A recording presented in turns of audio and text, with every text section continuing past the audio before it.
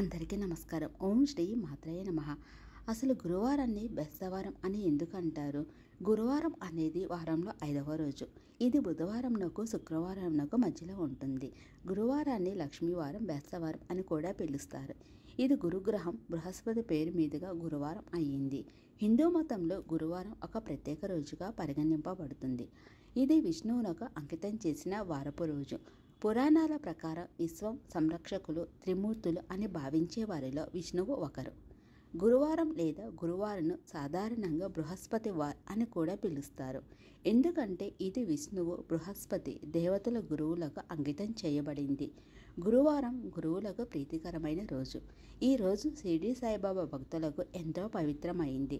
ఆయుష్ ఆరోగ్యం కోరుకునేవారు నమ్మకంతో కొంతమంది భక్తులు ఈరోజు దక్షిణామూర్తికి లేదా సాయిబాబాకు పాలతో అభిషేకం చేస్తారు. కొన్ని ప్రాంతాలలోని ప్రజలు గురువారం హనుమాన్ ఆలయాన్ని సందర్శిస్తారు. కొంతమంది ప్రతి గురువారం సాయంత్రం పూట ఉపవాసం పాటిస్తారు. గురువారాలు ఆరాధనకు ఉత్తమమైన రోజులుగా ఉంటుంది. ఈరోజు దేవతలను ఆరాధించడం వల్ల కడుపును ప్రభావితం చేసే వ్యాధుల నుండి ఉపశమనం లభిస్తుంది. తన పాపాలను ఈరోజు ఒకరికి సహాయపడడం ద్వారా నివారించవచ్చును. బలం, శౌర్యం, దీర్ఘాయుషు మొదలైనవి పొందటంలో సహాయపడుతుంది. పిల్లలు లేని వారికి మంచి విద్యకు శుభాలు కలుగుతాయి. దేవతల గురువైన బృహస్పతి పేరు మీదుగా వచ్చిన వారం గురువారం. గురువారాన్ని సంస్కృతంలో బృహస్పతి వారం అని కూడా అంటారు.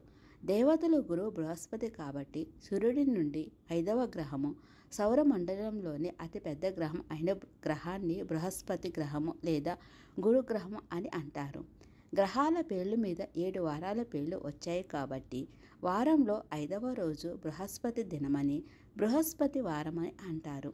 అయితే బృహస్పతి అన్న పదానికి ప్రాకృతిలో బిహప్పై అని, బిహస్త, బిహస్తయ అని రూపాంతాలు ఉన్నాయి. తెలుగులో హకారం లేదు కాబట్టి బిహస్త, బియస్త, బేస్తగా మారుతుంది. అందుకే బృహస్పతి వారం బేస్తవారం అయ్యింది. అదే అండి గురువారాన్ని బేస్తవారం అని అంటారు. ఈ వీడియో మీకు నచ్చిందంటే లైక్ చేయండి, షేర్ చేయండి. ఇంకొక మంచి వీడియోతో మీ ముందుకు వస్తాను. Thanks for watching. Bye, take care.